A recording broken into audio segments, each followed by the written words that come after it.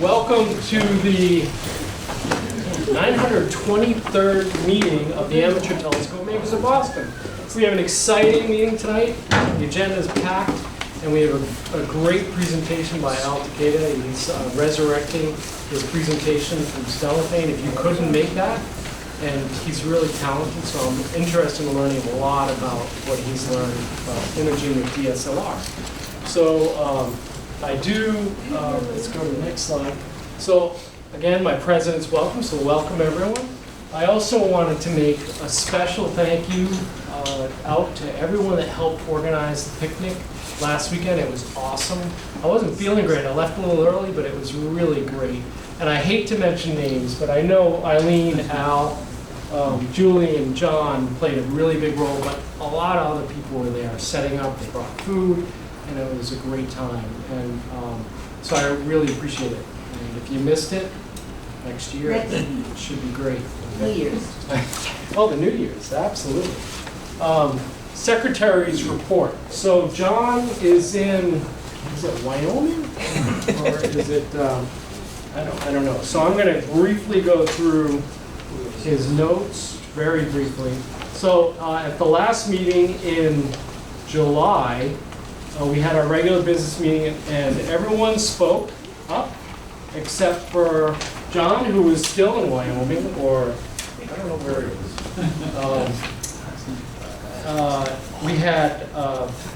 We had great talks about the Eclipse Expedition by Al Slitsky.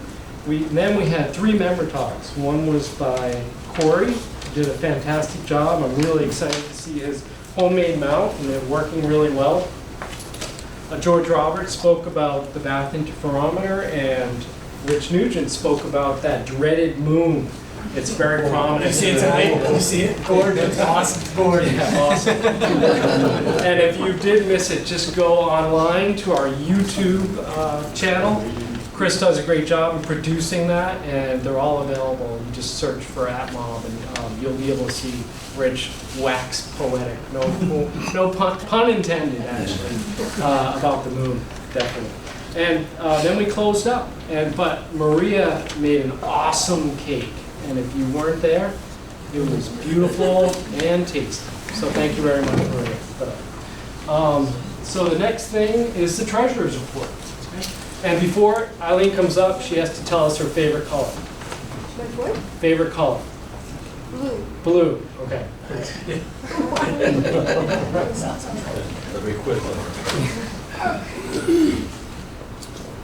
She's doing high finances. I'm doing treasure stuff, yeah. So this is a 2-month report, July and August, and we ended in the net flow, net income, so that's great. Donations were great, about $1,900 in donations. We got a sale of telescopes. This was done at the end of May. I didn't get the money in the bank in time, so that was $1,500 for sale of one of our, what do you call them? My gently used telescopes. And that's about it. Any questions? Going once, going twice? It's all good. Thank you, Eileen. All right, Chris, favorite dessert? Favorite dessert? My pie I had that I brought to the picnic. All right. So this year's renewal period ended at September. You have until December before we start kicking people out, so please renew by then if you haven't. That's the We have 119 memberships that haven't been renewed yet. That's about 33% of our total membership, which is actually better than last year, because last year we were 36% that haven't renewed yet by this time. We currently have 246 memberships. It's covering 331 members. It's 106 regular members, 84 senior members, 4 student members, 48 family memberships covering 133 members, 2 guest members, and 2 honorary members. That's 23 memberships more than this time last year. We have 12 new memberships since the last meeting. We have Douglas Applegate, John Cassidy, Greg Chase, Kingman Ham, Kevin Heckler, Ludovic Monschau, Rebecca Newman, Harold Schaefer, Stefan Basile, Adamar Sophia and Vivian Reese, Eric and Sandy Rose, Ian and Ian Sampson, I think one must be a junior, and Meredith Kent. Are any of our new members here tonight? Would you like to introduce yourself? Al Schaefer. Welcome. John Cassidy. Welcome.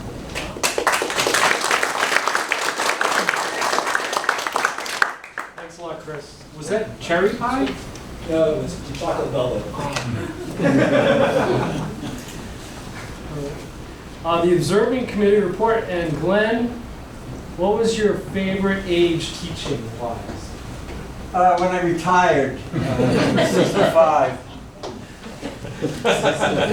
You know what, I think every year, probably the first year was terrible because I got my teaching job replacing a guy that the kids drove out. And my first day of school, first class, I came in, kid looked up and said, "We got rid of the last one." So that was, and literally, I went home and I was in a fetal position the whole night, but I survived and the rest is history. I like that word, by the way. Oh, what was that? I'm going to go back. All galaxies deserve to be stared at for full 15 minutes. Yeah, I'm trying to get an astronomy saying every time we have a meeting, and Jim Mulaney sent me a batch of them, so I'm saving one for Mario. He said you're not going to be here the next 2 weeks, so I'll put it on hold. And what kind of soulless individual would not like the moon? It was beautiful. 5 just following that golden orb. All right, what do we have? Autumnal equinox coming up, which means, of course, we are probably the only people other than maybe bats and vampires and whatever that like the nighttime for being longer.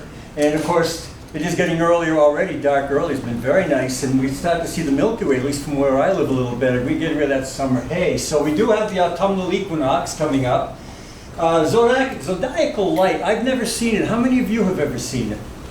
Locally or way out someplace? How many have seen it locally? Where?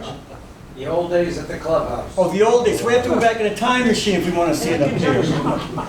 Well, anyway, where's that? Back to State Park 2 years ago. At the conjunction. At the conjunction. Texas Star Party. Okay, so it's up there. If you travel about 500 miles from Boston, you should be able to see something then. And then we have a couple of lineups of the moon and the planets. And I've always liked these, especially for beginners, because I'd say to my students, hey, if you go out tonight, look at that star next to the moon, that's Jupiter. And it happens that both Jupiter and Saturn they're actually occulting the moon, but not from our locale. But they'll be very close on those particular evenings. So that's a good lineup for as far as naked eye observing. And we'll go to the next slide. The Observer's Challenge, we had 2 in a row that were Messier objects, so we had a break from the faint fuzzies.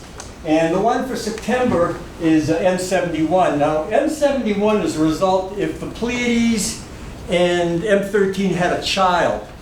It's kind of a cluster globular. It's really hard. In fact, it was very hard for astronomers to peg this thing because it was a really extremely rich cluster, a very poor globular cluster. Well, we know now it is a globular cluster. And it's located about 10 degrees north of Altair and Aquila. And I did check it out. How many of you have seen this one already? I had forgotten how faint it is. I tried it with binoculars. I had 7 by 50s. And I really couldn't say I saw it because there are a couple of bright stars nearby, so I wasn't sure if I was really seeing the light from those stars. But again, with a small telescope, I was able to pick it up. We'll go to the next slide. We got pictures from Doug Paul and Mario. Mario, yours is, I think, yeah, there it is, over here. And I remember there's that double star nearby, and general haze. In my small scope, we'll go to the next slide. Well, so that's Doug's picture. That's Doug's right there, and that's Mario's. It's a little larger scale for Mario's, but it's about the same. It's the same orientation. Nice job, by the way. And a little bit different when you look at it with a small telescope. This is with an Edmund Astroscan, so it's a large field of view. And all I could basically see was just a smudge of light with a star right on the edge of it. And that was, again, about 56 power, about a 1 degree field diameter with an Astroscan. So it is visible with small aperture scopes.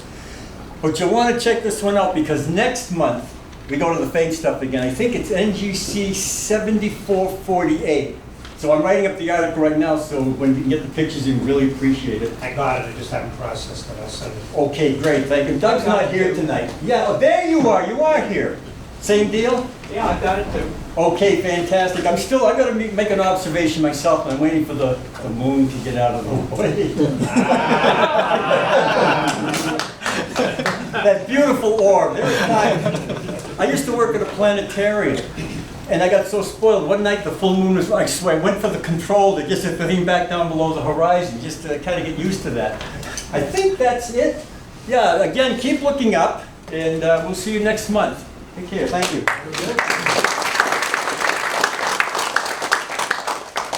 Yeah, Steve is in Toronto, so we can't hear him. All right. So, but John, you want to give a brief update? Sure, I'll do it from back here. We had 2 work parties, July and August, 14 people in July and 19 people in August, and there was a yeoman's amount of work done. The power mower was, the riding mower was broken. It is now fixed, thank heavens. But the push mowers were used, and it took a lot of muscle power to get around that whole property. MIT is now mowing the lower field, so we don't have to worry about keeping the bugs down. They mow it. But it's still 2 or 3 hours of heavy work for half a dozen people. So those fellows really work. The August work party featured Dave Broughton and a team of others working with him, replacing the secondary spider in the 25-inch. And it works. It now is stable. If you hit the 25-inch, it's not going to sit there. Your image isn't going to wiggle. Astro Systems supplied the new spider. The next work party will be this Saturday, 10 o'clock. We got 4 projects going. We have to tackle the Ed Knight Observatory roof, the slide-off roof. It's starting to go black on us. And one of the chores is to get the 2 long ladders leaning up there so we can figure out where the black stuff is and what we have to do to get rid of it before we repaint it. The second one is the porch painting. While we were getting the trellis around the porch spiffied up for the picnic, we found that the railing and the supports, the stained paint that we use is chipping or is cracking, and we've got to get that recoated so the water doesn't go in. It took over 2 years to get that thing rebuilt in the 90s, so prevention is much better than repairing it. Gravel, after the mowing that will probably have to be done, especially around the metal shed, we need to have some gravel hauled, even though it hasn't been raining, hit the low spots in the driveway so that that can work its way down and give us a good support when the rains do come before the snows come. And the last thing is, we got to get the mice out of the 17-inch again. I think this is the 15th time, not 5th time actually, that the little critters have figured out a way to get in there. They're still in there, so that means we have to disassemble it and disinfect it, and then ask Phil, or if Rich is there, he could help us clean the mirror. I don't think we're going to have it recoated. They are courteous tenants, but we would love to get rid of them. Dave has an idea as to how to plug up the holes with something that the mice can't chew through. Don't try to use steel wool. They love it. So they just chewed it up, made a hole, and went right through it. That's it. Thank you, John. Appreciate that. Oh, I didn't ask you your question. What's your favorite place you've ever flown to? Favorite place what? You've ever flown to? Favorite place you've flown? I know some places I don't want to fly. The hairiest one was K-Sun. Yes. All right. All right. Thank you very much. Rich, you're up. What's my question? Are you ready for next year? Sure. All right, outreach. So it's been a quiet summer. I can push any button to make this go, right? Give it a shot. There we go. So we had a small gathering at the Farrington Nature Center in Lincoln for their Perseid meteor night. Bright moon, not the greatest of nights. Some of the folks that were there saw a couple of Perseids. It was a little early for the Perseids. They peaked a few nights later on, but we showed them Jupiter and Saturn, and they got to see some pretty cool stuff there, so that was kind of fun. Waits Mountain was this past Saturday, which was a direct conflict with the picnic up at the clubhouse. Bob, you were there, and Bruce Ilamakia and one other guy from New Hampshire was there. 3. There were a total of 3? There were 3 of them and 1 of me, Okay, and about 250 people. okay, well, that's We did- reasonable. We did the most extreme example of sucker hole searching. Yeah, it rained at Wow. the clubhouse a little bit, so there was promise for clear skies, but they came later. John, you said it was going to clear at like 10 o'clock, and I think it did. It did. But early on, As it we was were kind of... unpacking and coming down the hill, Yeah. we turned around and looked up, and there everything was. That's actually a nice event. We did it last year, and I'm sure they'll ask us to come back again in the fall. We don't have a lot of requests for star parties right now, and I suspect this is the reason. I don't know if you've seen this map, but the red areas on the map are critical for triple E risks. The oranges are high and the yellows are moderate. I've all but stopped observing. I know I can put my permethrin clothing on and slather myself with DEET, but I personally just don't want to take that risk. Triple E is something to not fool around with. So I don't know that we'll get many star party requests this fall. Most school districts and groups are just curtailing all outdoor activities after about 1 in the afternoon, it seems, just to keep the kids safe. And I don't blame them. I don't blame them 100 at all. So we'll see what happens. We'll see if we get any requests. There's one, the 5 Sparks folks out in Harvard on Friday, October 4th. They have an evening of stargazing. I don't know. Well, let's not worry about where they are. Whoops. I was going to say I don't know what their level is right now. Yellow. Yellow, so high. They may well cancel that outdoor event. I don't know. We'll see about that. But that's coming up in early October. The following day is Astronomy Day, and the folks at New England Sci-Tech in Natick have asked us to once again help out there. And we were there in the springtime. There wasn't a big crowd. They promised they're going to advertise a little more heavily, right, Bruce? Yes, we're going to get more people this time. But I don't know about anybody else that was there. I had a great time. I had a fabulous time that afternoon and evening, and so we'll see how that goes. Let us know what you decide to do about the evening part of it. As far as I know, it'll likely be a go. Okay, well, we'll see how that plays out. This day conflicts with Astro Assembly down in North Situate, Rhode Island, so I know a lot of folks in the club like to go down to see the skyscrapers that day. So I don't know how many folks we're going to get for Astronomy Day, but we'll see what we can do. That whole weekend is International Observe the Moon Night. Mari, you want to put this right in your Google Calendar right away, with alerts to remind you it's coming. That's October 5th. So there's a lot going on that weekend. And I was going to suggest that if you can't make it to any of the astronomy events that I just kind of outlined here, I mean, you can always share this stuff with your neighbors. I don't know if you've ever seen this episode of Dennis the Menace. Season 1, episode 5, Innocence in Space. George Wilson gets I can't remember what they called it in the show, but it's actually a 4-inch neutron refractor that he's playing with out in his backyard. It's sad that that's what America used to laugh at every week, because this is really not very funny. Anyway, but you can have a star party of your own. And I've always opened up my yard to neighbors and friends and family to come over and look at stuff. And so maybe it's a good weekend to introduce people to look at the moon, or maybe... I'm on call that weekend, otherwise I would definitely... I know, I understand, I know. Anyway, that's what's going on. There really haven't been many requests, so we'll see how things play out as the fall continues. Be careful if you're going to go out and observe. Please put the bug spray on, and just be careful until the first real frost of the season. I'd hate to see anybody come down, but that's not a good one to get. Yes, sir. I wanted to say something about my adventure at the Boston Harbor Islands National Park. Oh, you went out to that? Yeah. So we got this invitation that was posted as an announcement that anybody wanted to help out the National Park Service. It's actually Massachusetts DCR shares the islands with the National Park Service. So some ranger got a hold of me, and I was the only person to respond, except a fairly new member who I think might come the next week.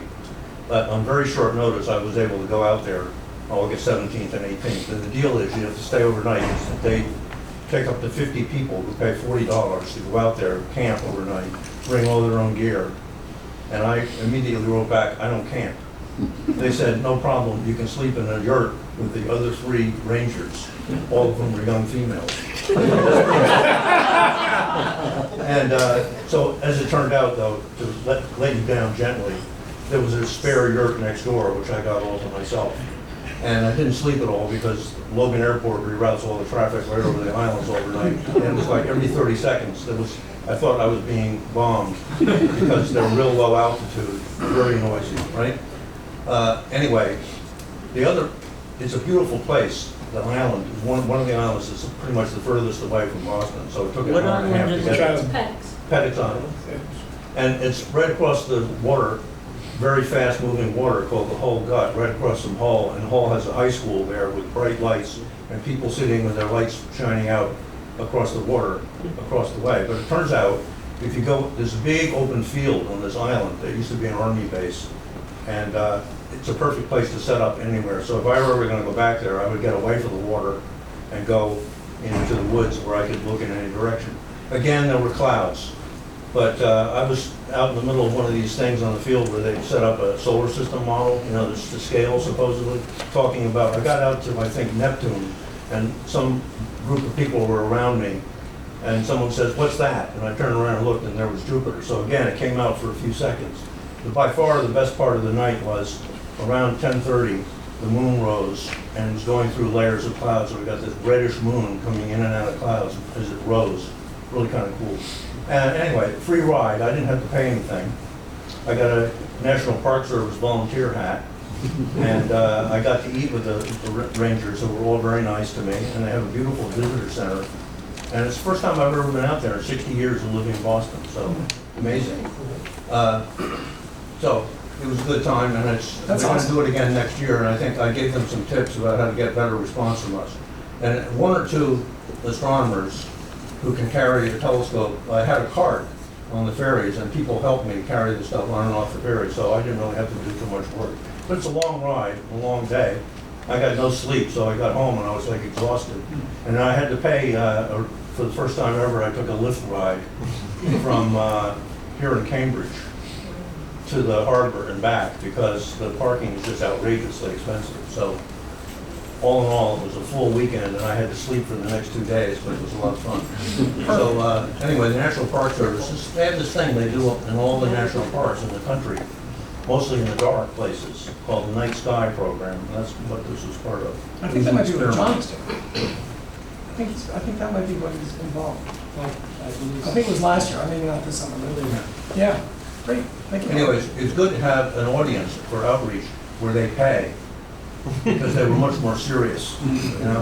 And the kids were all real well behaved, so that was my... Perfect. All right, well, that's all I have for you folks tonight. Fantastic. Thank you very much.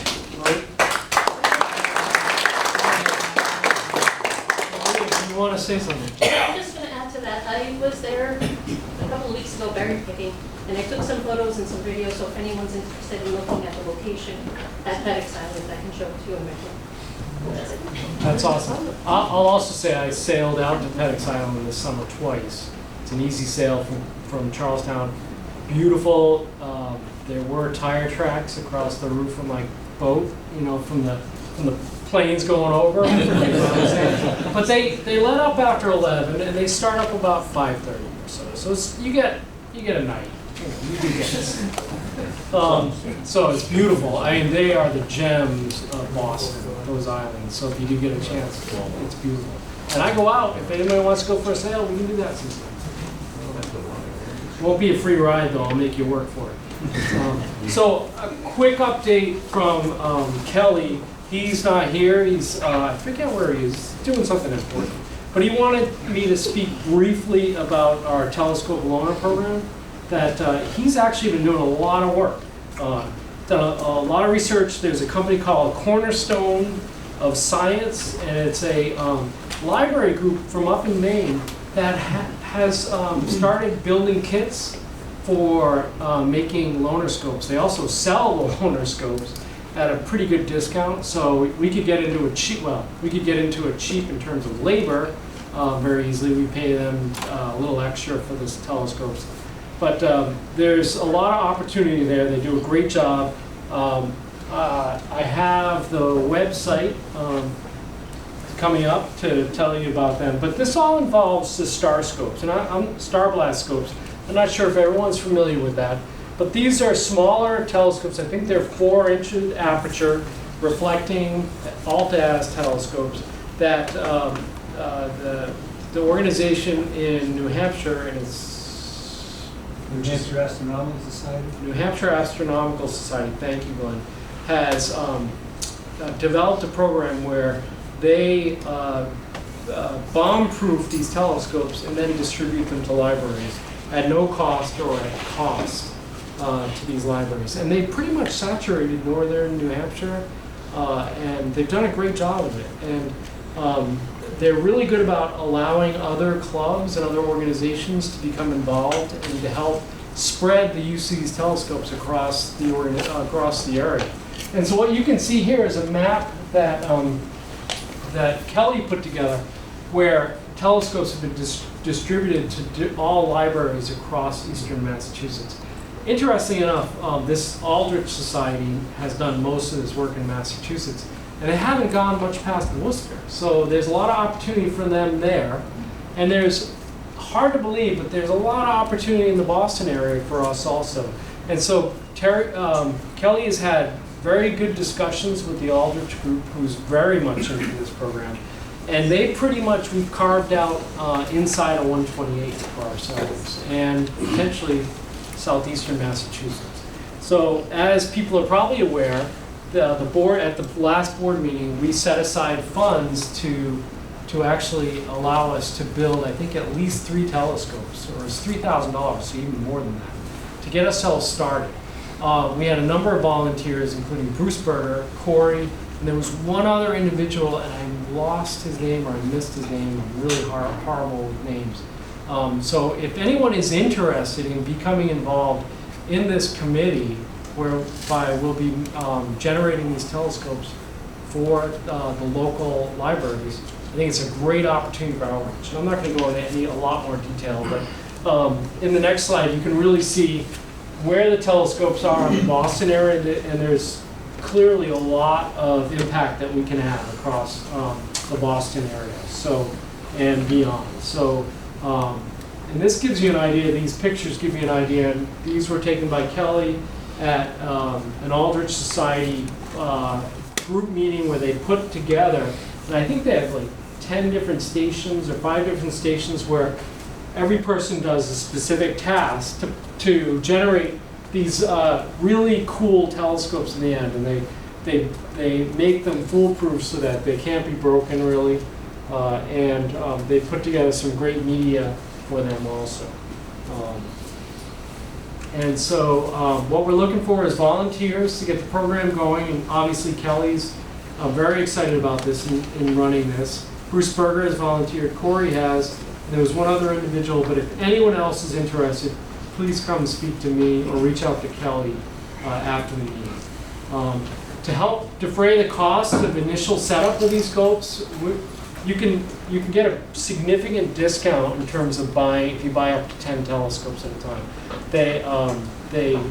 They defray the cost of shipping if you buy 10 telescopes. So if you have grandchildren, if you want one of these yourself and you're interested in purchasing one, we can purchase it as a bulk order through the club, and we don't have to pay shipping. I have the Meade equivalent of the telescope, and it's a fantastic light field scope.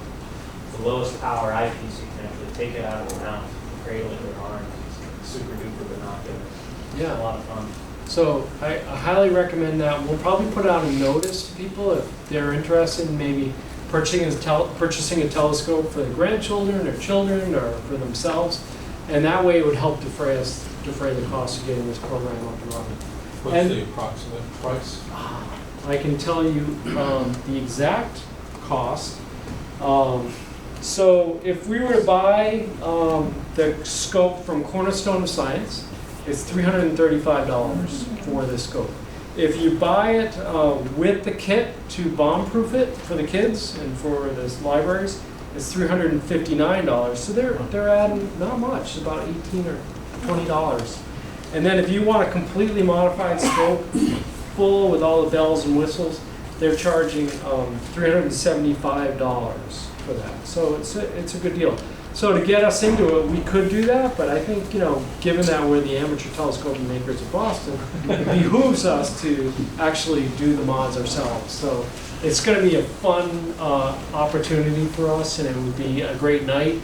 And we're thinking of doing it in a venue such as this, if we can get it, or maybe some other type of local venue to Boston to get people that normally come to this meeting, don't go out to the clubhouse, get involved in maybe some amateur telescope making. So it's a great opportunity. It'll be a lot of fun. Really. It's a great opportunity for new members that want to learn how Newtonian works. Taking the mirrors out, collimating, doing it over and over again. A lot of great practice. Yeah.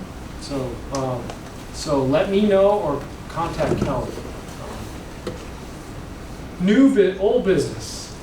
Did I miss old business? New business? Old business. None. Is there any old business? John? I was contacted by Dave Eustace down at Skyscrapers, and of course we'll see him and all the other guys when we go down to Astro Assembly. He has about 16 copies of the Bible, Amateur Telescope Makers, or Amateur Telescope Making. I found a list on the table back here. If anybody's interested, he has the most number, book 1. He has 1 book 3 and about 6 book 2. So they're roughly $20 a piece is what he's asking for. So if you know of anybody that doesn't have a set, who is into telescope making now, there's an opportunity. He's cleaning out his library. Just sign your name behind whichever one you want, and I'll take it down there with me when I go down. Great. Oh, and I forgot fun fact for me, I'm one of 9 children, okay? But I'm the firstborn male, problem middle child, so you can kind of get an idea of that, all right? Eileen is up. I asked her to give a brief update on cellophane, on how that went. Oops.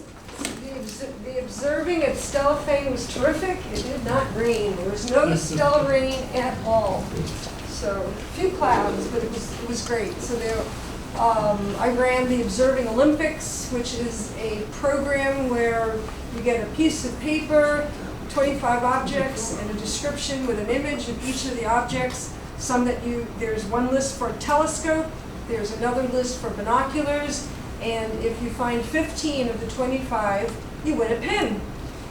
I did that because for years I've been going to Stellafane, and every time someone would say, come look at my telescope, I would see M13, and I would see the Ring Nebula, and I would see M13, and I would see the Ring Nebula.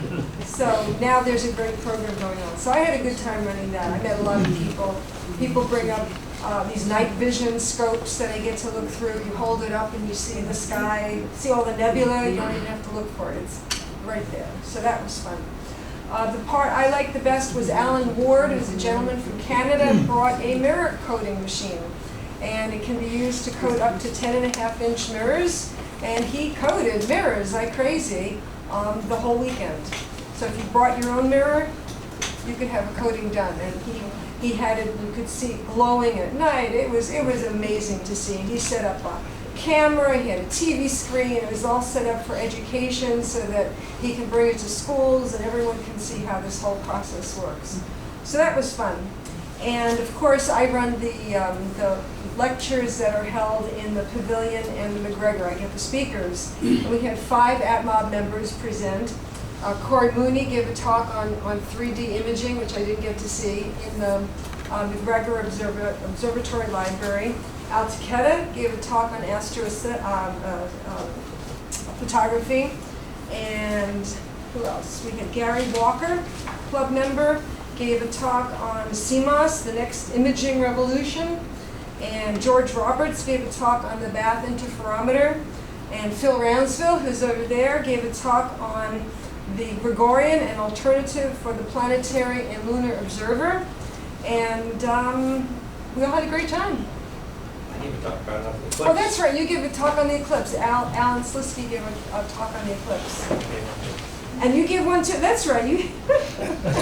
I did this about an hour ago. So you, Mario and Brad Vigi gave a joint talk on Pro-Am. That you got very inspired when they were done and wanted to get out there and actually do some science. And that's going to be the theme of next year's Stellafane. At the Hartness House, there'll be more speakers on how to really get involved into Pro-Am, and probably the pavilion will have some speakers on that as well. So that was Stellafane. Those were the things that I liked about Stellafane. However, there was also Conjunction. And at that, we had Julie Kaufman, who gave a talk on her astronomy travels, and Rich Nugent gave a talk on lunar observing. So, The long version. so our club has been very busy, our members. Thanks, Eileen. That's great.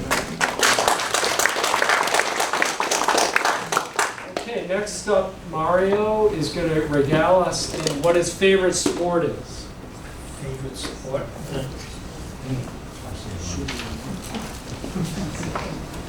It's not my favorite sport. Well, right now, it's probably football. Football. There we go.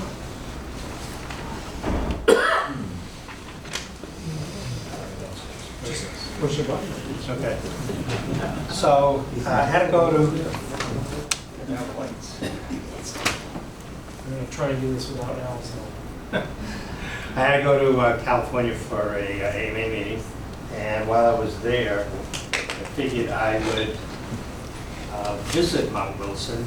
When I spoke to the director, he said, "You know what? We're having an observing session that night. You want to be part of it?"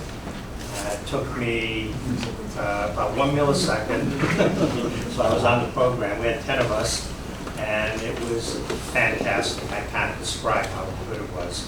Not only it was the site picked because way back when, 100 years ago, because they had steady air. They said it was the steadiest air they had in about a year. I mean, it was beyond belief. Just to give you an example, on Saturn, picture a Voyager picture with Cassini and Eckes and multiple bands. I saw all that. I even saw the spokes for the first time in my life. The next day I sent an email to Steve O'Mara and said, "I don't think you're making this up now, I actually saw it." So this is the scope. It was built in 1917.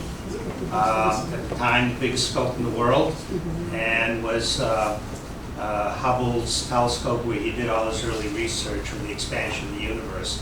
It has a primary focus up top that's not being used right now. They have a separate cage, and a Cassegrain focus, but it's an unusual Cassegrain where they have a I can't show it. They have a tertiary mirror here, goes off to the side, and that's where Hubble did a lot of his images. So this is Hubble at that spot, and they had a slide set with a slide where he could observe and then put in the plates for imaging. I wanted to take a picture of myself with that, but they don't use that anymore. Oh, here's a slide plate, and that's the original one Hubble used. So this is why they don't use it anymore. It's actually a lift stand, and that's the chair he used. The problem is the director right after Hubble sat there, fell down, broke both his legs, and they've never used it since. Fortunately, Hubble didn't injure himself, but they adapted the scope in a different way. Well, I'll get to that in a moment when you see it. So this is when they were hunting. Hale is one of those people there. They took up a couple of scopes and just traveled all along the San Gabriel Mountains trying to find the spot to put up a big telescope. And they eventually picked Mount Wilson. This is building the dome back then. This is, what's his name, blocking on the, Ritchie, who ground, it took 4 years to grind the mirror. And he wasn't happy. They got the glass from Paris. They sent the original one back, and then they brought another one. He didn't like that. He refused to polish it because he said it was a piece of junk. But then the war broke out, and Hale basically said, "You want a job, you polish this one." So he did polish it, and it came out pretty good. In fact, that's one of his subdiameter pitch slabs that he used, the original. And this is how they brought the mirror up. And different parts. That's the mirror, believe it or not. I think that was actually the 60-inch mirror. Here is parts of the scope, and notice that they have tackle up top to keep it from tipping over. The road wasn't that good back then. And here is the middle part of the scope being brought. I just like these historical photos. Trucks were different back then. They had a number of notable visitors, including Einstein and others. So here it is now. It's still an imposing looking building. As night came on, they opened up the dome. And what was interesting is they had one of the panels off, so I actually got to touch the mirror. Which I probably wasn't supposed to do, but I didn't care. It was good. And in order to use it these days, what they did, so that you don't have to, a laser pointer, but where the original observing point was up there, they put a flat and another flat. All right. That's okay. That doesn't matter. Another flat, and basically you observe from the ground. It's still a Cassegrain mode, but it goes through a couple of flats. But they did it very well, and the quality of the view was still excellent. So works out pretty well, actually. You don't have to get in a dangerous position. That's the mirror, and that's the observing point. So as the night went on, I got to observe. The only problem is this will spoil you for life. When I went home, I was very dejected and said to my wife, you know, my little 32-inch just doesn't do it anymore. I was told in no uncertain terms, we're not building another house, so which is really too bad. Here's a photo as we started observing. It was looking at Jupiter. Now, we looked at a bunch of things. We did not look at the moon, okay, thank goodness, blind. But we did get to look at Saturn's moons as little moons. You could make out colors on it. And there was a transit at the time of Ganymede, right in front of Jupiter. And you could see the colors separate. You could see the transit was quite sharp. Jupiter, the red spot, you could see the stuff being blown off, just like what Hubble shows you. It was amazing. I saw all that visually. Saturn later in the night, a whole bunch of things, but the field of view in the Cassegrain mode is 5.5 arc minutes, so came with a list of small objects. So we looked at a bunch of planetaries and of course some galaxies. 7331, for example, just made it inside the field of view. And that was spectacular. We looked at Campbell's star, which is I've seen it through my scope. It's it looks like a red rim around the star. In this, you could cleanly see it separate. It's a new nebula just starting to form. So there were a number of objects we looked at. The Ring Nebula is one of them. That was, I can't describe it. It'll make your mouth water. But I had the best viewing of my life. It's ingrained. They said if we had a group, we could reserve like a year in advance. I'm thinking of doing this in about 2 or 3 years. If 10 people want to go out for $200 each, let me know. Yes.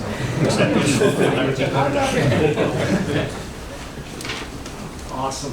Thank you very much, Mario.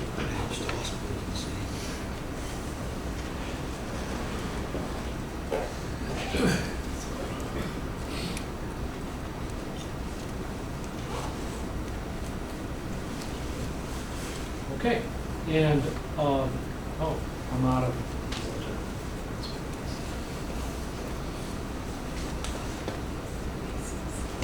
So I just wanted to say a word about Tal and Tal. Bruce Berger, Rich Nugent, myself were called by Tal's partner, Ann, and she asked that we come over and look through Tal's collection of telescope artifacts and equipment, and he has donated much of it to the club.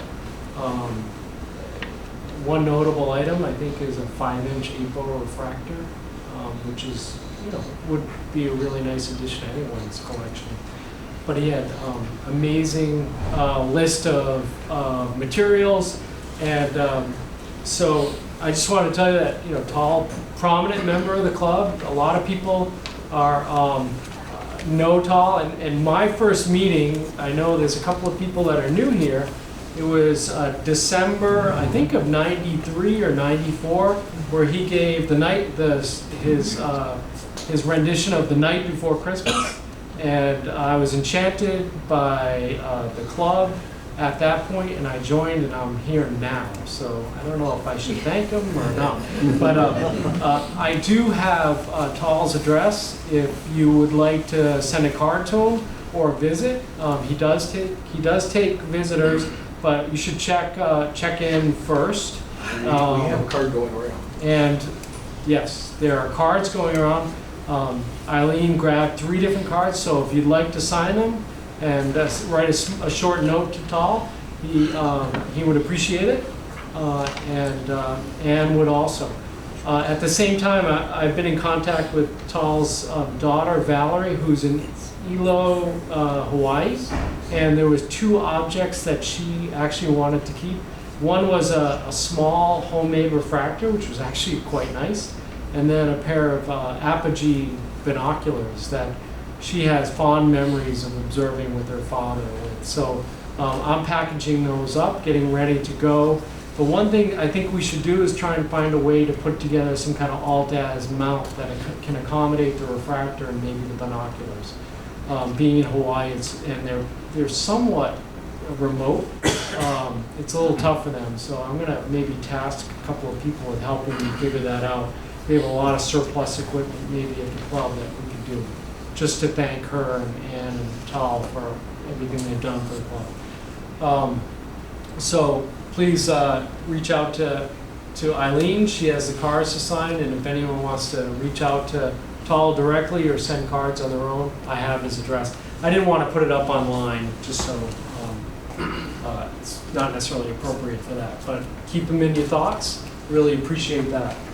Tom, Ann also asked us, if folks go to visit Tal, she requested that we don't tell him that she gave his equipment to the club. It's his wishes to do so, but she didn't want us to tell him until she did. Okay.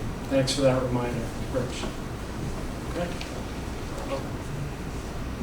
And so without further ado, I want to introduce Al Takeda, who is a prominent member in the club also.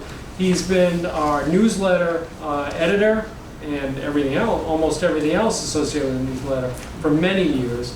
But he's also was the treasurer, secretary of the club, and has been a member at large for a number of years now, and is a prominent member at the clubhouse also. So I don't feel like I have to say much about Tal, but about Al.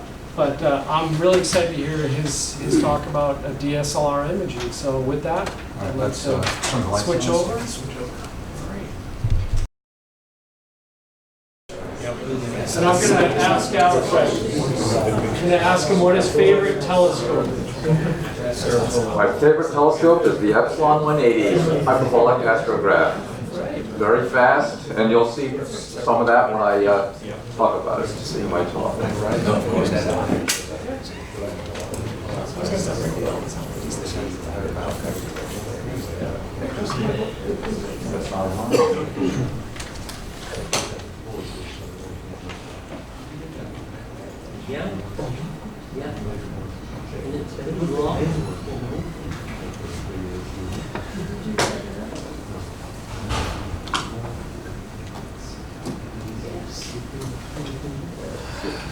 Wrap this up.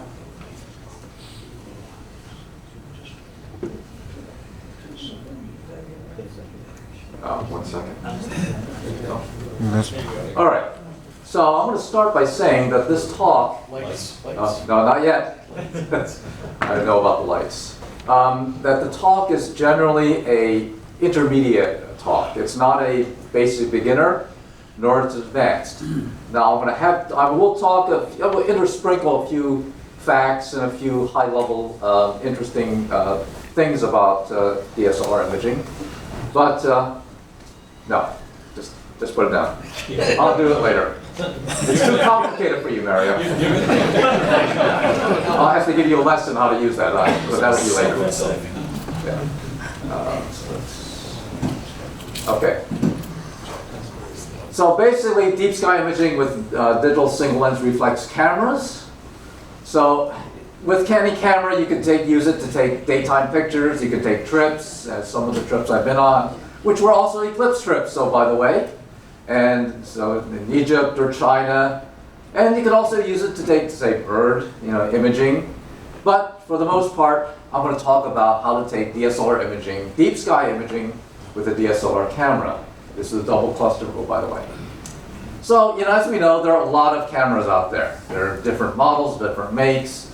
But what I do is I like the digital SLR, the Canon digital SLR cameras.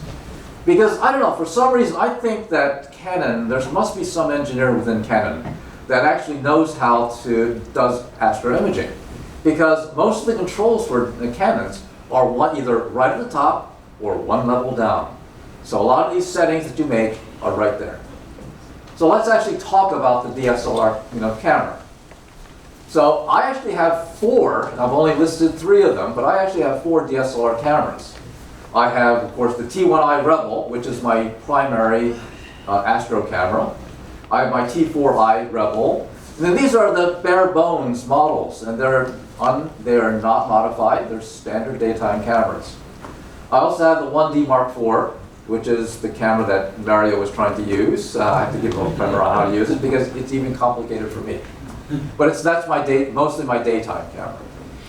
I also have my first camera, which I didn't actually list here, this Canon 20D. So when I did this talk, about 9 years ago.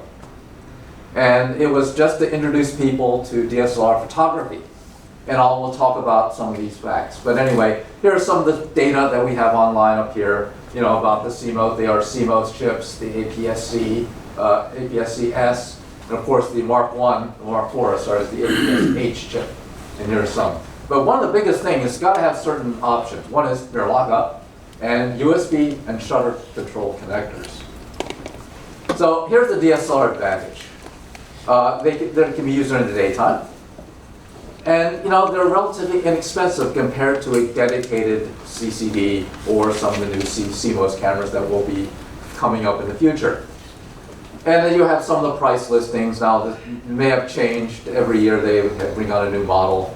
But you can go as inexpensively as possible by used, or buying new is a little more expensive. But one of the nice things is you can use many lenses, many telescopes, and also, if you don't like imaging, you can get rid of it. And there will be buyers that will buy that camera. So let's talk about the T1i, which I use as my primary astro camera. You notice it's CMOS, complementary metal oxide semiconductors. And the reason why a lot of the professional cameras that are actually going to CMOS is these can be produced in the same fab lines as the chip makers. You don't have to have a separate fab line or fabrication line. Like for CMOS cameras, you have to have a separate system to build these. Well, for CMOS, you guys are building the same fab line, and they're cheaper. So that's where they're going. And of course, the new technology is going to make the CMOS even better. Gary Walker gave a talk on the SCMOS chips at Stellaframe. So these are the data. And of course, here the size, the actual size. So 22.5 millimeter by 15 millimeter. These are big chips. That's what's the nice thing about these large chips. It's inexpensive for the size of the chip. So, and these are 4.7 microns. So of course, here's the actual sensor, the inside. So here's the actual chip. And this interesting thing here is the IR blocking filter. Now, one of the things about a DSLR camera, daytime camera, is that it's not as good as a dedicated astronomy camera because of this filter.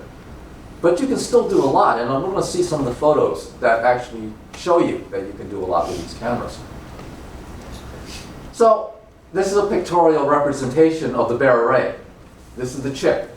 You notice something interesting. You see there's a lot more green and blue pixels than the red pixels, because the red pixels are extremely sensitive. And so that's why, if we did not have this infrared blocking filter, and if you took a picture without that filter on there during the daytime, everybody's skin will be absolutely beet red, because it's actually bringing in more infrared. So a lot of the new cameras that are coming out for astronomy, they actually remove this blocking filter. I'm going to be getting one of these cameras probably this year to do a little more astronomy. So here's some of the data. We've got a lot of cameras up here. We've got a lot of different sensor sizes. And the reason why I bring this up is, let's talk about the chip itself. So determine the arc seconds per pixel. So the question is, are DSLRs and my scope matched?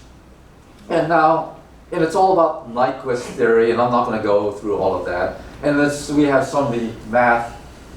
Essentially, basically, for the most part, most of these cameras, they're going to be basically pretty good. You know, so the pixel size are about in my camera for my epsilon 180, which we'll talk about later, is pretty good.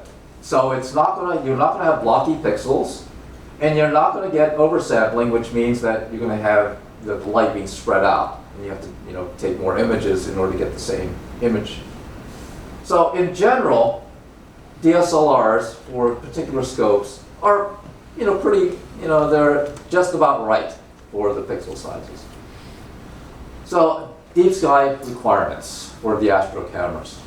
So you have to have manual control. That's the big thing about astro cameras. You got to block up that mirror. You got to have some remote shutter release or a USB interface. You know, live view is nice, and most of the modern cameras have that. And of course, removable lenses. You got to remove the lens so that you could either attach it to a telescope or to put other lenses on. And so let's actually talk about it. So let's say you don't want to go through computers. You can use these timers. And these are called interferometers. They're interval timer remotes. And you can actually program your camera using plugging this in to actually do more than 30 seconds. So generally speaking, when you use a digital SLR, you can only get about 30 seconds worth of images unless you have either computer controlled or you have one of these special interval remote timers. And a lot of times when I'm done out in the field, when I didn't want to drag my computer, I use one of these timers. And you can go 2 minutes, 3 minute exposures. So here's the other way, which is, of course, the computer controls. Lenses. So one of the things about Canon lenses is the one thing you do not want to buy is the EFS lenses. Because what happens, they have different spacing. So you always want to get the EF lenses, better quality. But also, it doesn't stick into the mirror housing. And I'll talk about that in a moment. Adapters. Well, you need these adapters in order to hook up your telescope. They're basically two types. You have the 2-inch adapter, and the reason I say 2-inch is you don't want a vignette. Basically, if you have 1.25 inches, you're going to cut off some of the light coming into the camera from the telescope. So you want to definitely be at least 2 inches. The other is, of course, the T adapter, which will give a better support. The one problem with this, with the 2-inch, it could slide if you don't really tighten it down. It could shift and move. So I prefer using the T adapter system. This is my older setup. I haven't used this in a while because I've actually gotten a new mount. But this is my old G11 system.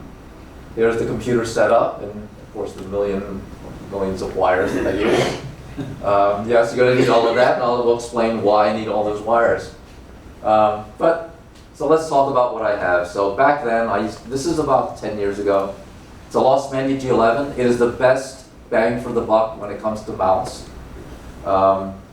So I'm using a 7-inch f2.8 hyperbolic astrograph. That's the epsilon 180. That's this guy up here. It's the primary scope. I use a guide scope with a CC auto guider, and I'm using the Canon T1i. It used to be the 20D. That's what I started with. That was an older camera. It was the first camera that I actually wanted that made the leap into digital. I was a film guy for many, many years. I used film. I used hypersensitized film. You know, I used special black and white, technical pan 2415 for some of the people that remember those old films. The problem was there have reciprocity failure, so I had to hyper the film. So when I went to digital, it was just an epiphany. Of course, dew heaters. You need dew heaters when you're out there most of the night. And as we know, New England weather, you get a lot of dew. Laptop computer, and of course the software to run it. So here's a close-up of my system. And you know, I still use this system. I've been using it for over 12 years. But here's the Epsilon 180. It's about 500 millimeters of focal length. And this guide scope, it's an Orion Short Tube 90. It's an achromat. It's not even corrected for some of the color, but it still works fine for auto guiding. So I actually have upgraded. So this is my new mount.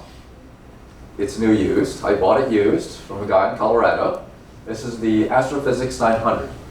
And it's amazing now I can get, instead of having, say, maybe 6 out of every 10 image sessions go right, it's now almost 100% by not using that old mount. So I've actually semi-retired the old mount. And of course, you can actually see the setup where you actually attach the camera. And actually, the Epsilon 180 was actually made for DSLR cameras. I mean, when you look at some of the Takahashi's advertisements, you see they have a DSLR camera attached, and it's matched up very well. So the Epsilon 180, here's some of the data about the Epsilon 180. It's a corrected Newtonian, basically. It's got a hyperbolic primary, and it's got a flat field lens in the focusing tube. And it's a photographic only instrument. If you were to put an eyepiece, and you do have to put an eyepiece in here sometimes in order to collimate it. The problem is, you'll see, this is for a flat chip.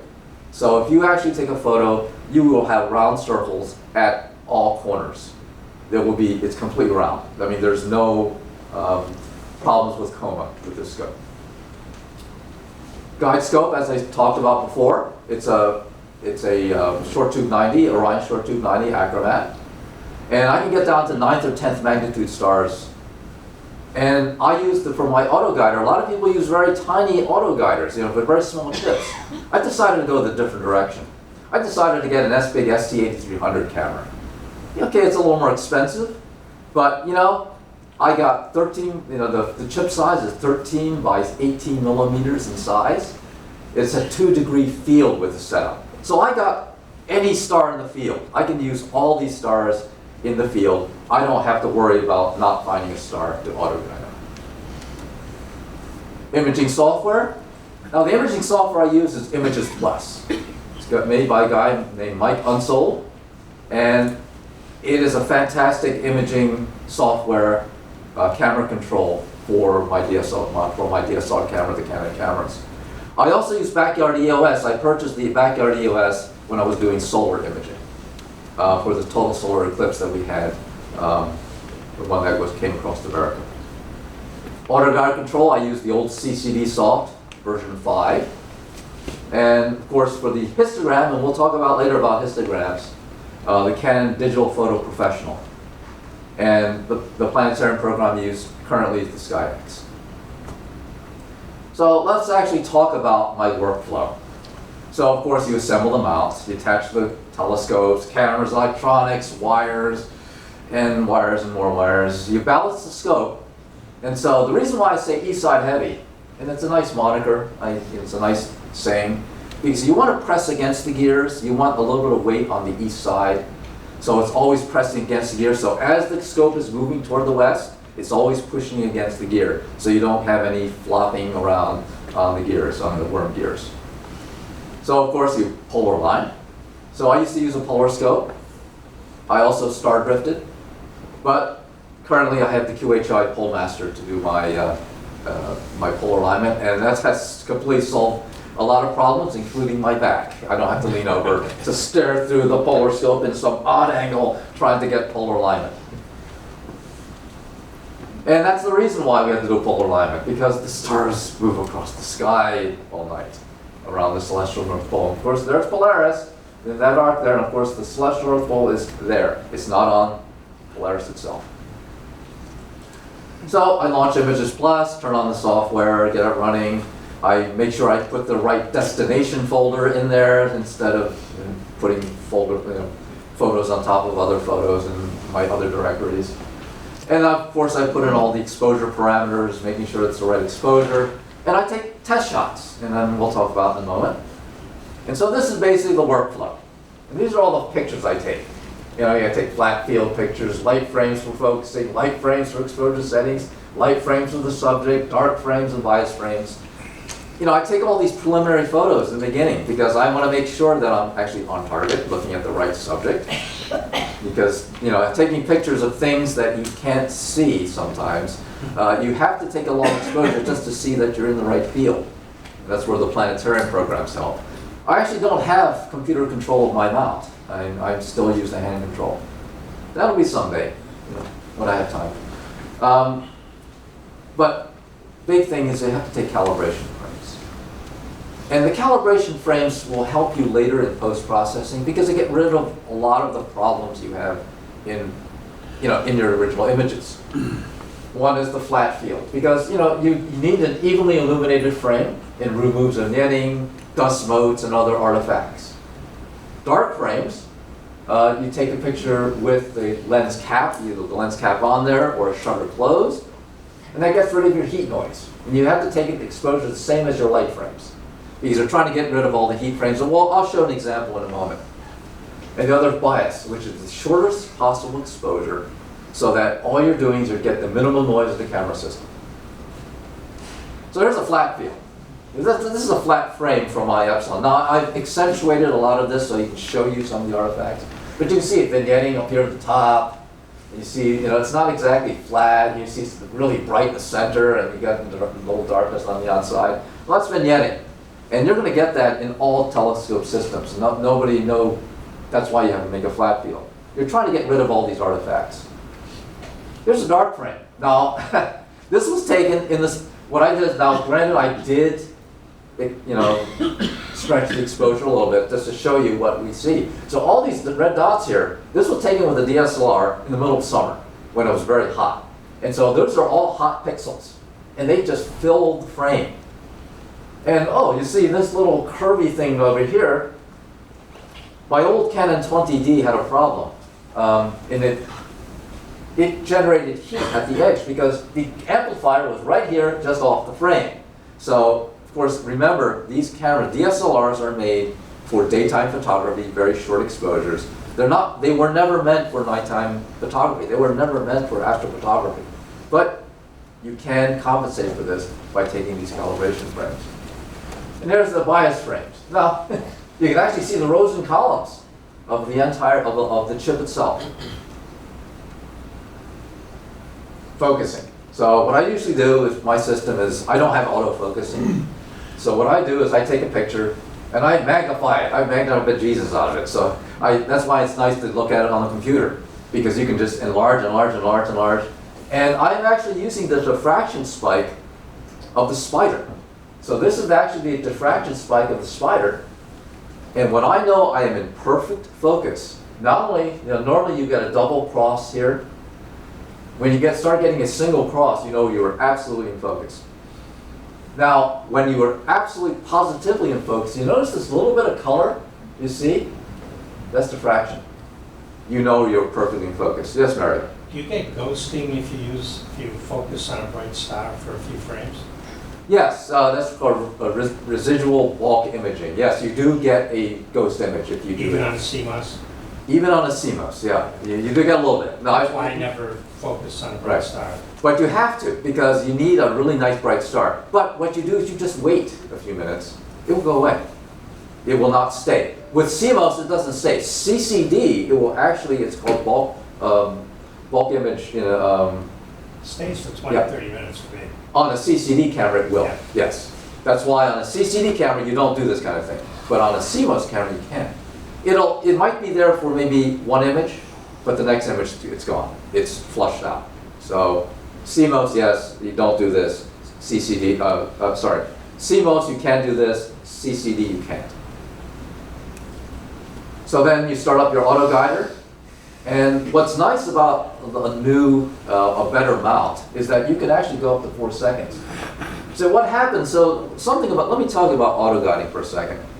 So when you're auto guiding, it depends on the scene. Now, let's say one of the things that we worry about when we're looking for a nice auto-guided image is that we worry about the jet stream. Where's the jet stream tonight when you're imaging? If the jet stream is overhead, it's really rolling the atmosphere. The atmosphere is being rolled around, it's really unstable. So here's the problem with the jet stream. So you want the jet stream to be about 100 miles away to get great images, good scene.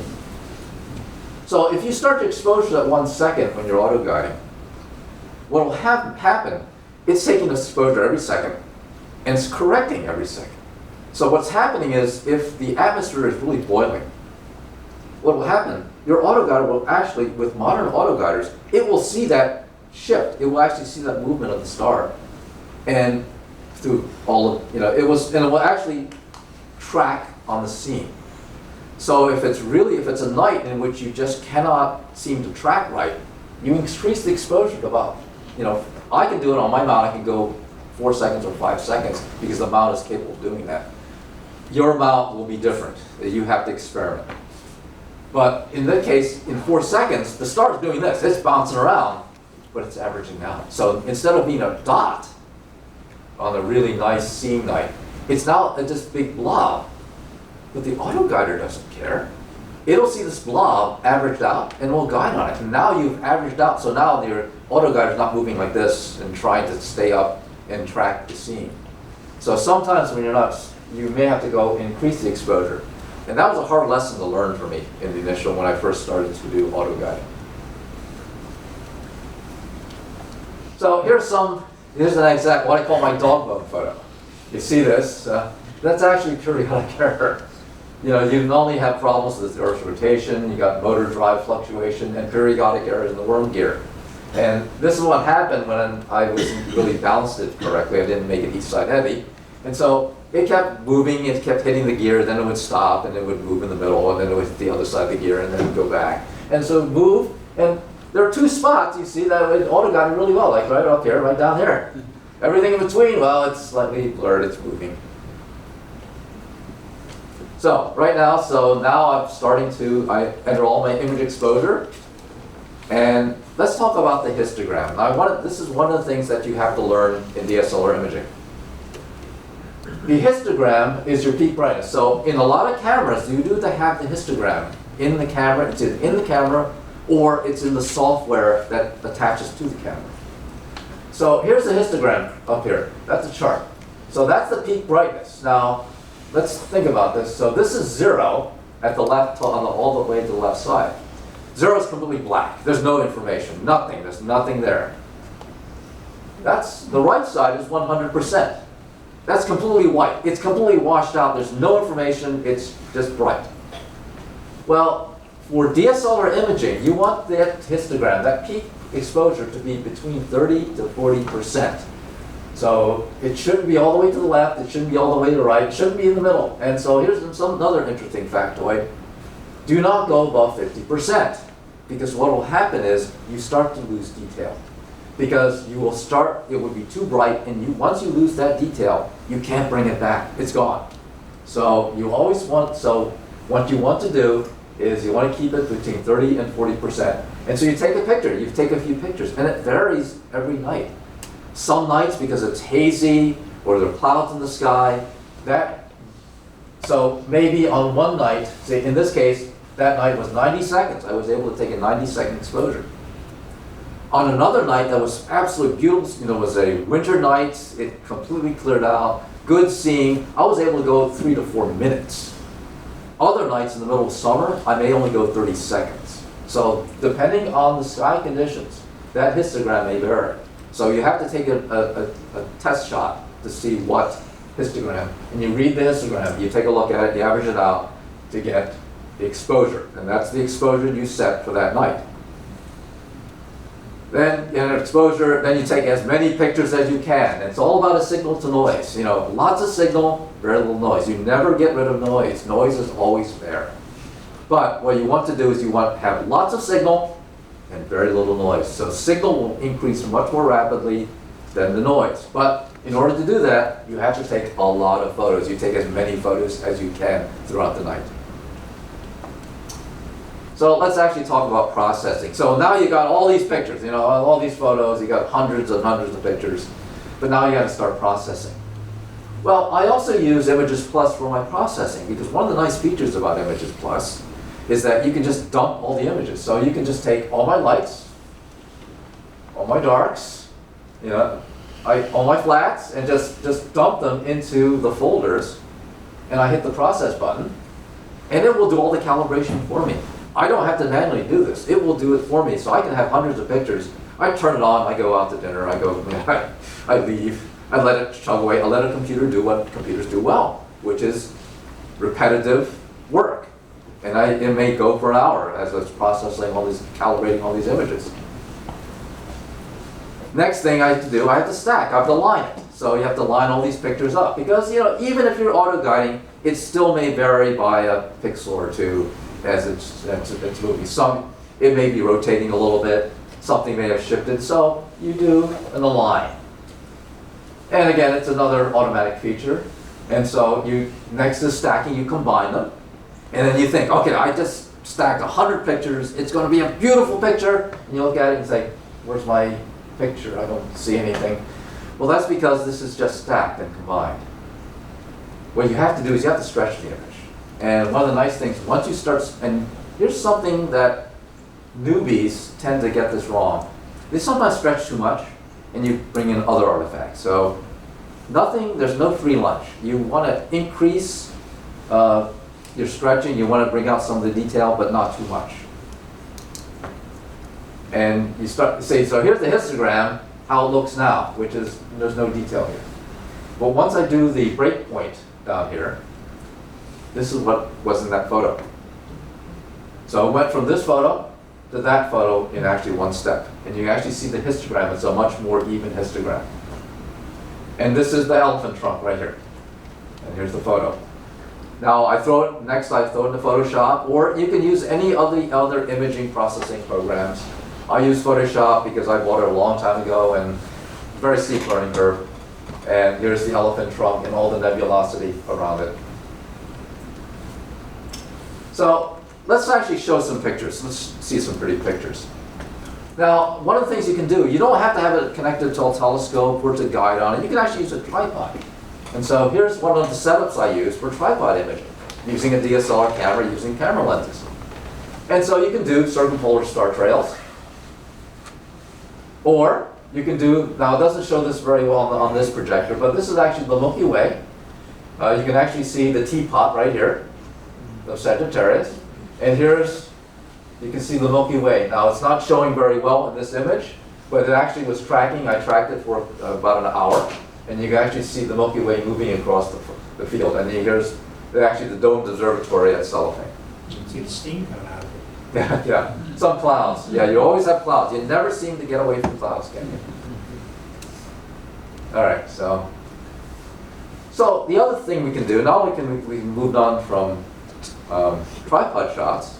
Oh, by the way, there are other shots, because we're talking about deep sky. I didn't actually show you some of the other shots I've taken, which you can do constellation shots.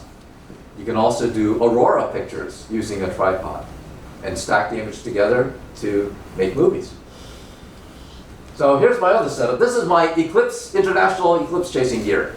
It's my little, it's a, what do you call it, the Takahashi Sky Patrol, little mini mount. And I took this for many years. I still take it into when I'm going overseas, on overseas trips for total solar eclipses. Because it's small, it's light. That's my 400 millimeter lens with the 1.4 times adapter on it, along with my DSLR camera with my shutter release. And that's what I use to take eclipses shots. And that's the setup. And of course I purchased other little tracking gear. This is the Ioptron Star Tracker. And by doing these, using these, you can take pictures like this. This is Aquila to Sagittarius in the Milky Way region. And this was taken with my old Canon 20D and with a 14 millimeter Samyang, and these are just 5 images, 6-minute subframes. So this shot was taken, this was actually taken at Bailey Hill in New Hampshire. And so I can, in that dark sky location, I can go 6 minutes. But you have to track for 6 minutes or it would be blurred. And I was down in Australia, and we went out one night after the eclipse, and we went out to the outback, and you can see the large and small magellanic clouds. And that was taken with that setup that you saw before, tracking away And, just a few minutes, and you can, get this in the southern. It was hard to get the southern celestial south pole. Trying to find it was difficult because I'm not used to seeing it.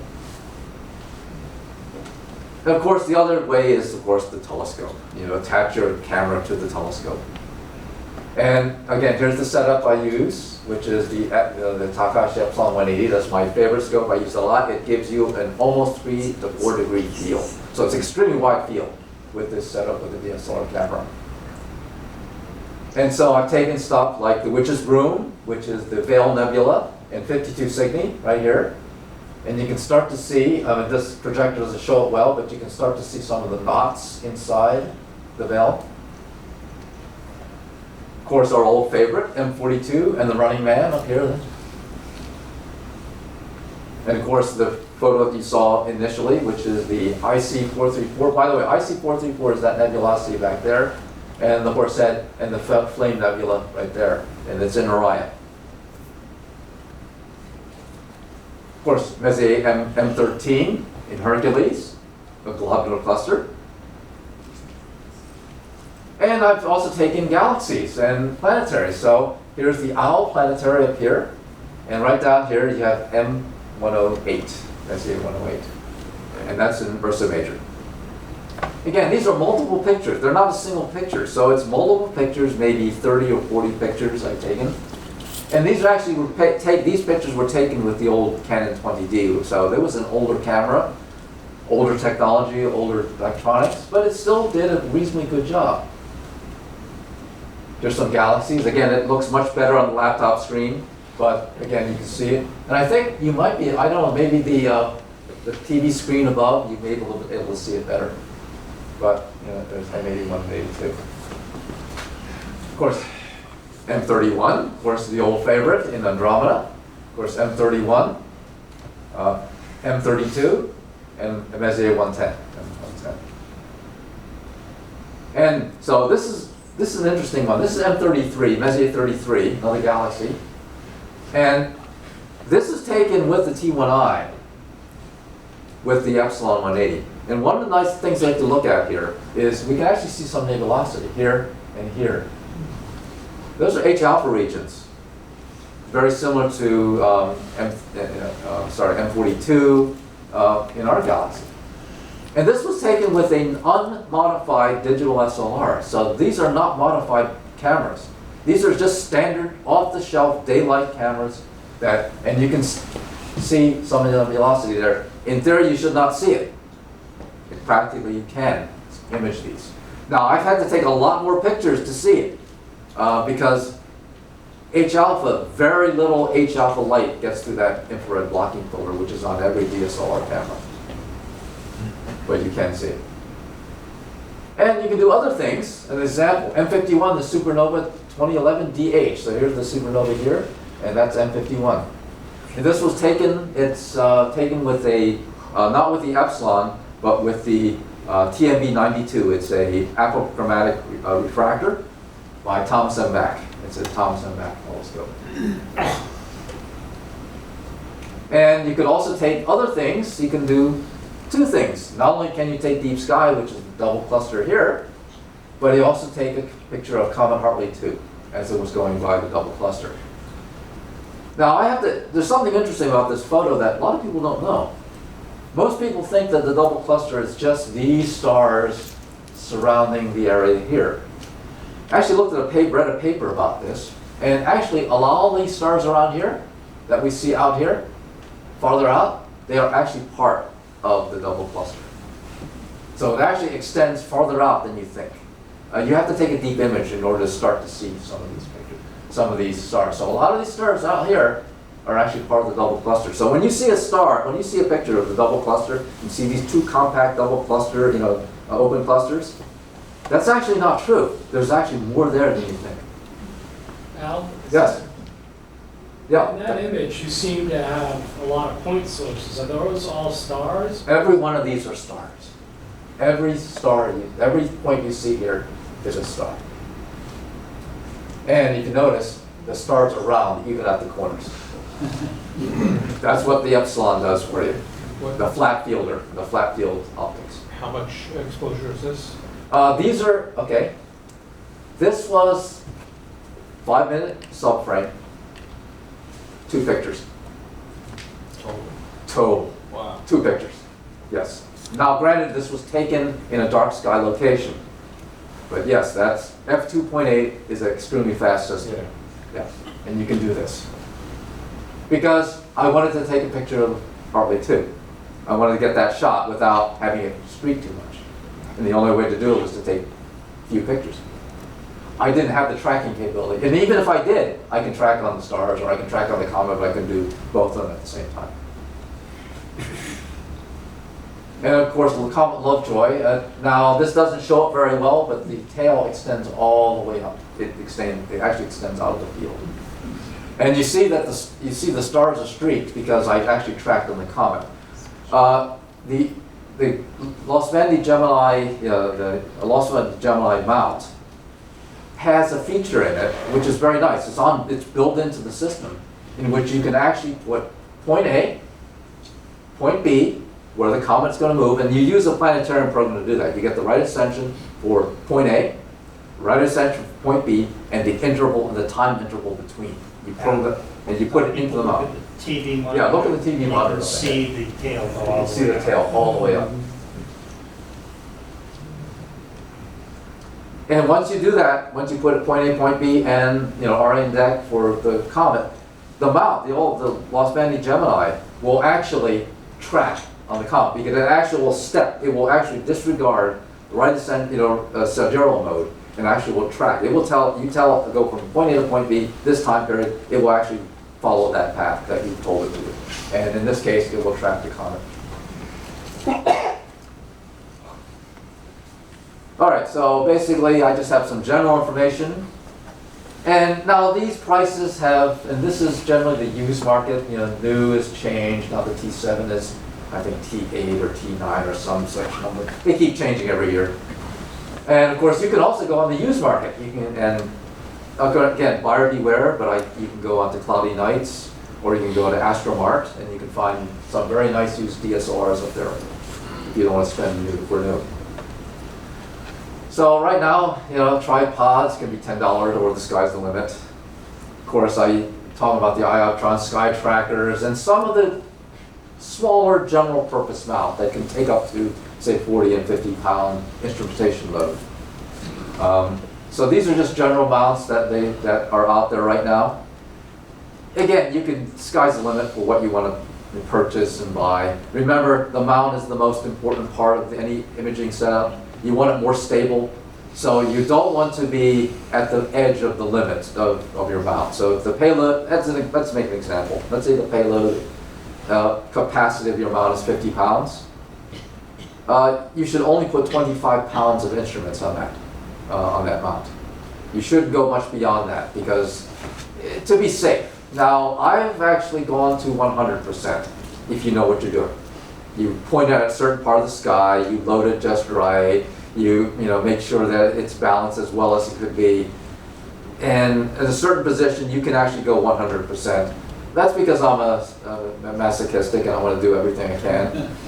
I like to push until I go off that cliff, but that's me. Sage advice, don't go beyond 50%.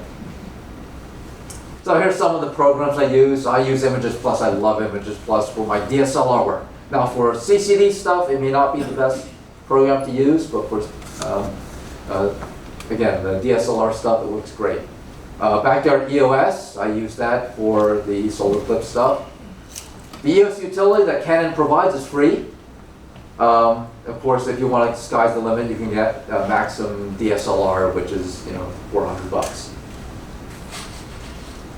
Image processing programs, I use Photoshop, which is now a Photoshop CC, which is now a subscription service.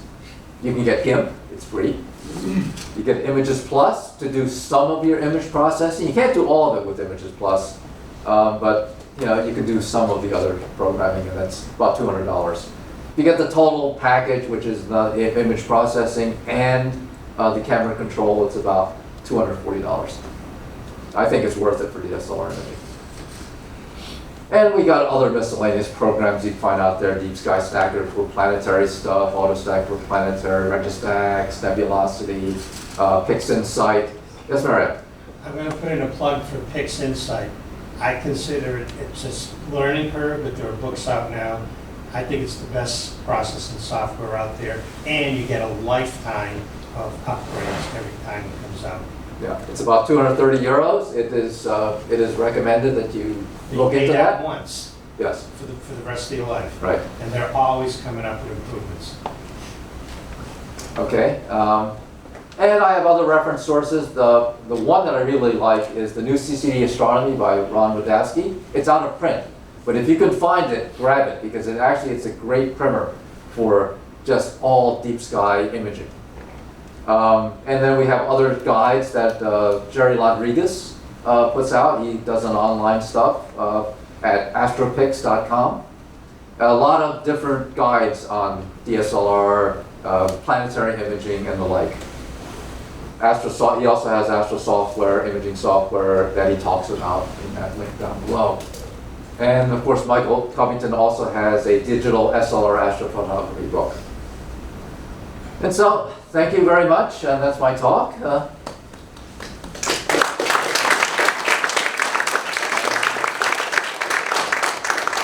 questions? Yes, Joseph. Can you comment on what ISO you recommend? Because some of these okay. cameras go up to like 25,000, but what's realistic? And what Right, what's realistic? Well, again, if you have an older camera, say 10 years old, you shouldn't go much beyond 800 to 1600 ISO. Some of the newer cameras, you can go beyond that. So really, the most modern camera I have is that I use for astrophotography is the T4i, and that I only go up to about 1600 ISO. But again, some of the new cameras may go beyond. You should try it. One of the things that I like to do is I like to try things. You know, I will actually crank up the ISO on some images and see how much noise I get. If it starts to get unacceptable, then I back off. So again, whenever you're doing any of this stuff, you know, be adventurous, play around with it. I mean, all of this is time. One of the things that, back in the day when I did film, there was a saying somebody told me once, and he said, film's cheap. And what he was saying was, it's all about the subject matter.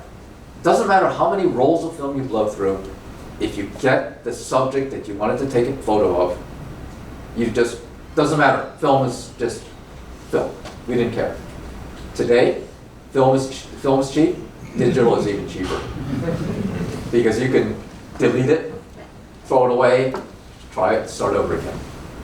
So again, these are things that, you know, you should experiment with. Doug. Roger N. Clark has a very good dissertation on choosing the ISO.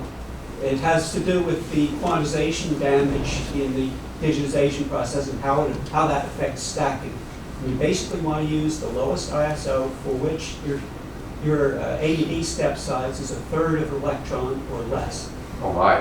It's actually pretty easy to figure out. No, but you know, so you know that's great, and for stacking. Right. For my AED, that comes out to ISO 800.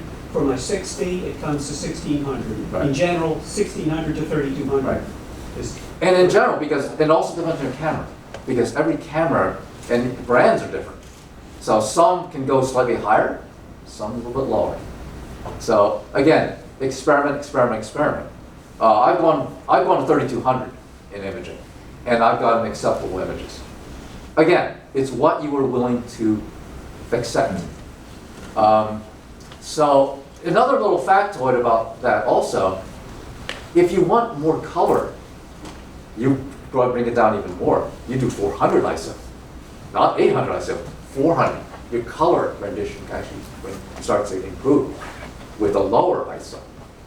Try it, you'll see that. It will be the colors will be a little bit richer with the lower ISOs than the higher ISOs. So a lot of times when I'm doing solar eclipse imaging, I will be at 200 ISO when I'm imaging total solar eclipses. While deep sky, I'm going to be up near 800 and 1600. Because the color rendition that you get with the lower ISO is actually better. So a lot of the corona stuff the red color you get on the corona for prominences are bright red. They really come out really well with the lower ISOs. Yes? You mentioned mirror lock. What's that? So mirror lock, what you do is, so for DSLR, which is digital single lens reflex cameras, they have a mirror that actually, when you take the photo, daytime photo, you can, when you look through the viewfinder, you have this mirror, which is diverting light from the lens up to the eyepiece in the camera. When you take a picture, it flips the mirror up. And so now light can come into, onto the digital chip. And then it flips back down again. Well, what you want to do is, in that flipping up and down of the mirror, it bounces the system and you get these micro vibrations. So if you want to get rid of any vibration, you want to lock the mirror up and keep it up. And that's in the menu to do. Yeah, it's in one of the menus in the camera, and just look it up and you can find it. Again, one of the things also, people don't like to do it. I know a lot of people don't like to do this, is read the manual. There's a lot of interesting stuff in that manual. Oh, by the way. And especially, you don't want to be reading the manual when you're sitting in the dark, trying to, there's a red flashlight going, oh, what is that menu item? No, you should know this way before you even get out of the field. You should know your camera. You should know your equipment. You should be able to pick up your camera and not even look at it and be able to just start to, just glance at it and start to go through the menu and know exactly where to go. You shouldn't do it in the dark. Yes? What duty cycle do you use relative to exposure time and the time that the shutter is closed because of sensor heating? I usually go about 10 seconds. It's enough time. But again, I like to also do the dark frames, and what I typically do is I actually take a dark frame toward the end, because that's when the camera's heated up the most. It's gone through. Also, you want to turn off the display.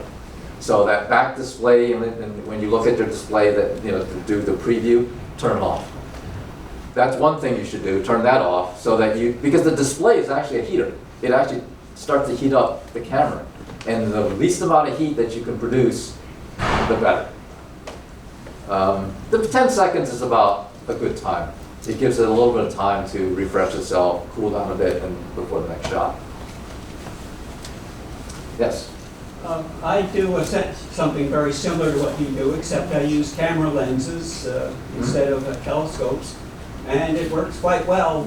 The images of mine that were posted earlier were done with the optics and the sensors, all pure camera. Okay.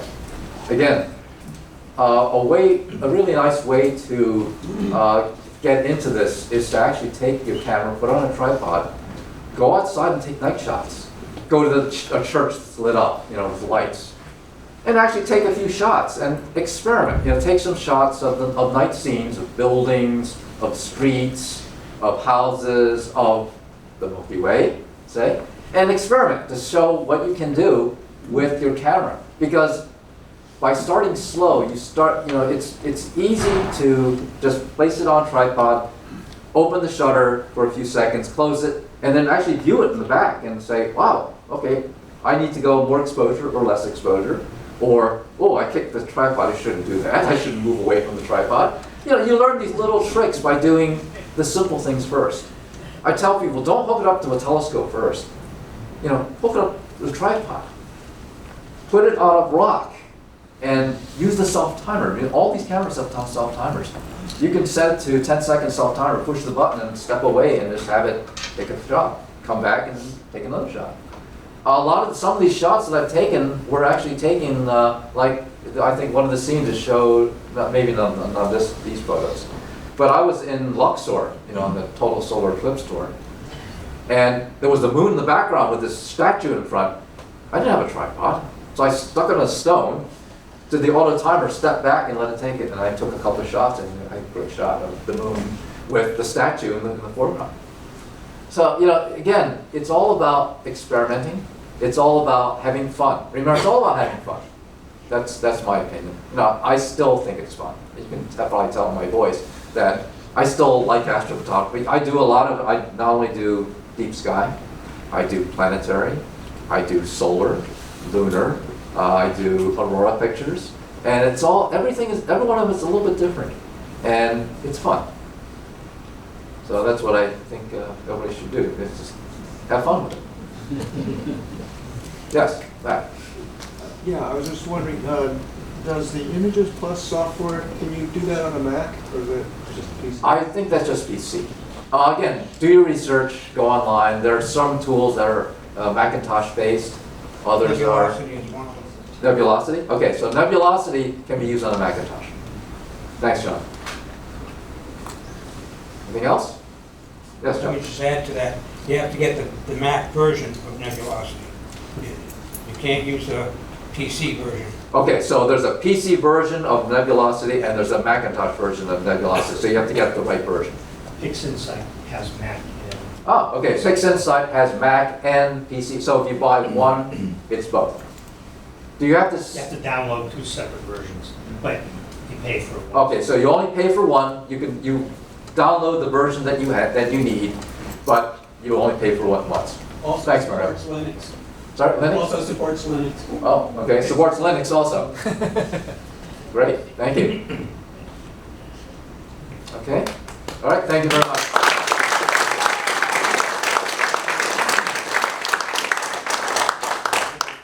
So thank you very much all for coming out tonight. Brief announcement, our speaker next month is going to talk about some Earth orbit crossing objects and the peril we face every day. Probably everyone read the articles on Chicxulub crater and some of the really cool information they got out of doing some coring of that. And so if you haven't seen it, you've got a Proceedings in National Academy of Sciences journal, and there's a great article on it. It's fascinating. And so we should have a great talk next week. I forgot the speaker's name, so but I will put out a notice very shortly. It should be great. It should be really great. So thank you again for coming. There's refreshments here. Eat it all. I don't want to take it. And have a great night. Thank you very much.